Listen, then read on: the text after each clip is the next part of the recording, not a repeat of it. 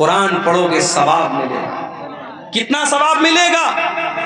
अल्लाह के नबी फरमाते हैं मन करा हरफम मिन किताबिल्लाह, जो कुरान का एक हरफ पढ़ेगा फलहु हसनतुन, तो उसको एक नेकी मिलेगी।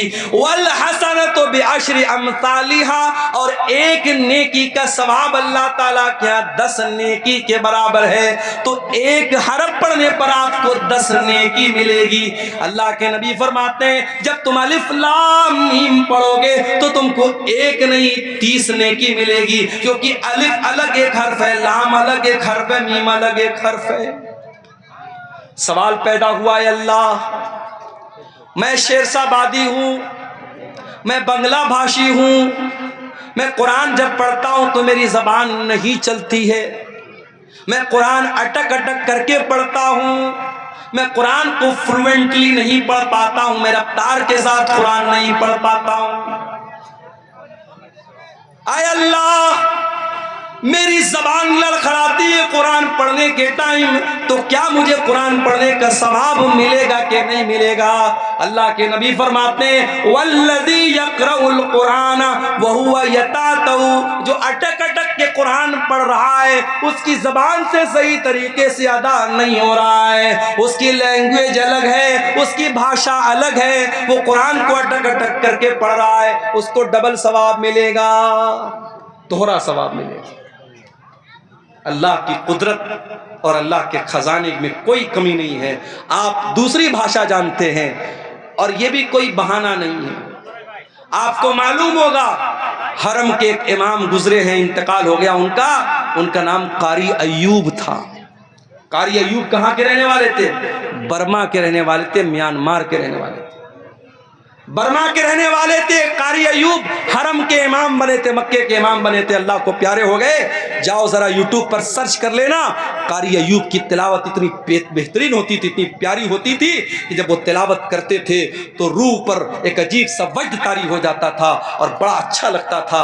वो बर्मा के रहने वाले थे, उनकी भाषा अरबी नहीं थी, मगर उन्होंने मेहनत किया, कुरान के हाफिज बने, कुरान के कारी बने, हरम के इमाम बन गए, मक्के के इमाम बन गए। इसलिए आपकी भाषा अगर अलग है तो ये इस बात की अलामत नहीं है कि आप कुरान नहीं पढ़ सकते। और आगे बढ़िए, जो बच्चा कुरान का आलिम है, कुरान का हाफिज है, कुरान का कारी है, कल अल्लाह ताला अगर वो कुरान का सही तरीके से उसने कुरान को पढ़ा होगा, कल अल्लाह ताला जन्नत में उसको दाखिल करेगा और उससे कहा जाएगा इकरा वर्तकी, इकरा वर्तकी कमा कुंत तुरत्तिलु फिद दुनिया। ऐ कुरान पढ़ने वाले, जिस तरीके से तू कुरान को ठहर ठहर करके दुनिया में पढ़ता था, तू खींच खींच करके कुरान को पढ़ता था, तू जन्नत की सीढ़ियों पर चढ़ता चला जा, तो कुरान को पढ़ता चला जा और जन्नत की सीढ़ियों को तय करता चला जा।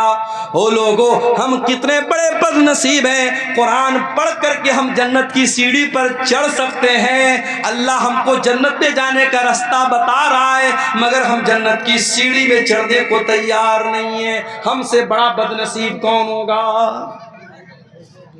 अखबार पढ़ने के लिए टाइम है हमारे पास, चाय के होटलों में बैठकर 2-2 घंटे बैठ करके पॉलिटिक्स पर और नीतीश कुमार और तेजस्वी और मोदी और योगी पर बात करने के लिए हमारे पास टाइम नहीं है। तो कुरान पढ़ने के लिए टाइम नहीं है, हम टाइम पास करते हैं, मगर कुरान पढ़ने के लिए हमारे पास टाइम नहीं। मेरे भाइयों, ये कुरान आपके दिलों में जिंदगी पैदा करता है। अल्लाह की कसम खा करके कहता हूं, किसी अच्छे कारी की आवाज में जरा कुरान को सुनो, म्यूजिक भूल जाओगे। म्यूजिक तो आपके दिल को मुर्दा करता है। म्यूजिक के बारे में बाज़ उलमा ने लिखा है कि म्यूजिक जो होता है ये ज़िना का दरवाजा खोल देता है। म्यूजिक जो होता है ना, वो आपकी शहवत को भड़काता है, आपकी इच्छाओं को जागृत करता है, आपकी जो डिजायर्स हैं उसको वो भड़काता है। लेकिन कुरान आपके अंदर अल्लाह का डर पैदा करता है। इसीलिए अल्लाह के नबी कुरान को पढ़ते भी थे और सुनते भी थे। एक मर्तबा आपने अब्दुल्ला बिन मसूद से कहा, अरे अब्दुल्ला तुम मुझे कुरान पढ़ के सुनाओ। अच्छा, मैं स्टेज पर आता हूं ना तो कुछ बच्चे जो है वो सेल्फी लेने चले आते, मौलाना साहब एक सेल्फी लेना चाहता हूँ। तो मुझे एक बात याद आई, अब सेल्फी भी लेते हैं तो माशाअल्लाह वो आजकल फिल्टर चलता है ना, फिल्टर, स्नैपचैट का बड़ा फिल्टर चलता है, हमारे नौजवान लड़के लगा लेते हैं।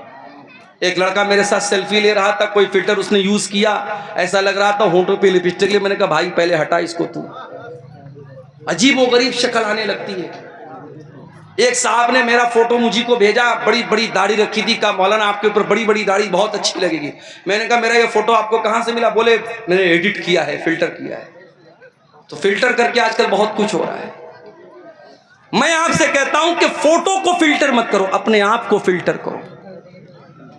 इंसान दुबला होता है, जिम जाता है कि मेरी बॉडी सही हो जाए, लेकिन अगर आपके अंदर ईमान की ताकत है तो आप दुबले पतले भी हैं तब भी अल्लाह के प्यारे हो सकते हैं।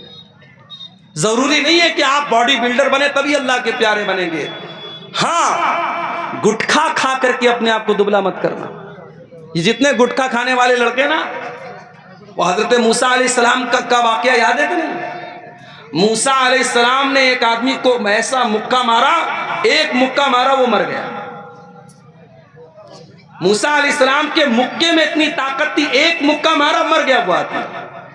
और आजकल हमारा नौजवान गुटखा खा खा करके इतना कमजोर हो चुका है कि वो किसी को मुक्का मारेगा तो खुद ही गिर जाए। तो गुटखा खा करके अपने आप को बर्बाद ना करो।